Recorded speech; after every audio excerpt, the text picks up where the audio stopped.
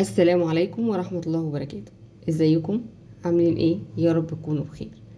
ان شاء الله النهاردة هنعمل العجوة من البلح الرطب. معايا اي كمية من البلح، الكمية المتاحة عندك. معايا الصينية اللي هشتغل فيها. هنجيب البلح ونغسله غسلة سريعة كده تحت المية، لازم يكون نضيف عشان احنا هنمسكه بايدينا واحنا بننضف، وكده كده مش هيتغسل تاني، فلازم يكون نضيف وايدينا طبعا نضيفة. هنفتحه بالشكل اللي حضراتكم شايفينه ده.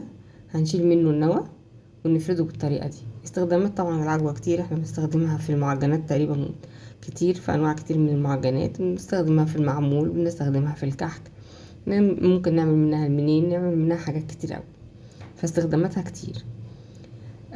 المهم ان احنا واحنا بنفتحها نرصها جنب بعضها رص كده بالشكل اللي حضراتكم شايفينه ده، لحد ما نخلص الكمية كلها، ما نحطوش فوق بعضه علشان ما يعفنش.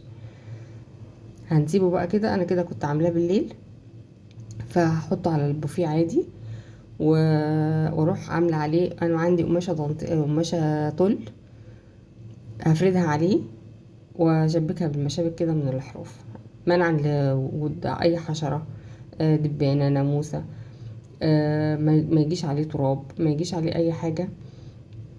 بالشكل ده هغطيه بيها واشبكها بالمشابك دي، بحيث ان هو ما يبقى تبقى القماشه نفسها ما هياش راسيه على البلح بالشكل اللي حضراتكم شايفينه ده. تاني يوم الصبح ان شاء الله هخرجه في الشمس، يعني هو كده بات الليله دي جوه. تاني يوم الصبح ان شاء الله هروح خارجاه في الشمس، يبقى ياخد الشمس بالشكل ده. احنا كده تاني يوم خرجته بره في اتجاه الشمس، حطيته على المنشر بالشكل ده وفي اتجاه الشمس. ومعايا برضو نفس القماشة اللي هي التول، هفردها عليه والمشابك بكده، واراعي ان برضو القماشة ما تطولش البلح نفسه، تبقى معلقة على حروف الصواني، واشبكها بالمشابك بالشكل اللي حضراتكم شايفينه ده لحد قرب المغرب. لما يجي المغرب اروح شايلاه. واحنا كده بقى، انا كده جينا بعد العصر بشويه كده قرب المغرب، فانا كده هشيله وادخله، لان الشمس كده لفت وغابت عني، فهاخده وادخله ونكرر العمليه دي يومين او 3. المهم ان انتي ما تسيبوش ينشف قوي لحد ما تحسي ان هو العسل بتاعه نشف. لان لو نشف منك لما تيجي تفرميه هيبقى صعب قوي، يبقى تقيل معاكي في الفرم. هو له حل طبعا، بس بيبقى تقيل قوي في الفرم، لكن لو انت سبتيها فيها العسل بتاعها شويه وخليتي بالك منها، مش هيبقى صعب معاكي في الفرم. انا كده تالت يوم طبعا براعيه، يعني انت ممكن مش لازم 3 ايام، ممكن يومين. فحطيته كله على بعضه وهدخله في الفرن ساخن. وكده طبعا انا مجهزه المكنه الفرن العاديه اللي هي اليدوي. انا عندي مفرمه بالكهرباء، بس انا مش هستخدمها لان الكميه صغيره مش كتير. هي دي كل الكميه بعد ما دخلته الفرن وقلبته كله على بعضه، فالكميه مش كبيره قوي، فالمفرمه اسهل واخف بالنسبه لي. حطيت فيها شويه زيت، دخلته الفرن الاول.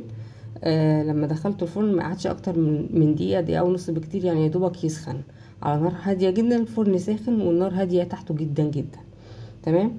دقيقه ونص كده تحسي انه سخن، طلعيه. هتفرميه، تحطي شويه زيت في المكنه وشويه زيت على الحبه اللي انت تحطيهم وفروميه، تمام بالشكل ده. وفي الاخر روحي عجناه بنقطه زيت صغيره، وروحي عجناه في بعضه. وقسمته 3 كور، كل كوره حطيتها في كيس، وبططته بالشكل ده باستخدام النشابه. رحت مبططاه بالشكل ده وبايدك، مش لازم النشابه يعني، بس انا حبيت ان انا اسويها بيها بالشكل ده. عملوا ال3 اكياس دول، الكميه كلها عملت 3 اكياس دول. وطبعا كده انضف، وانتي عارفه هو عامله ايه ومحطه عليه ايه، وايه الاضافات اللي انتي حطاها عليه. مفيهوش اي مواد حافظه،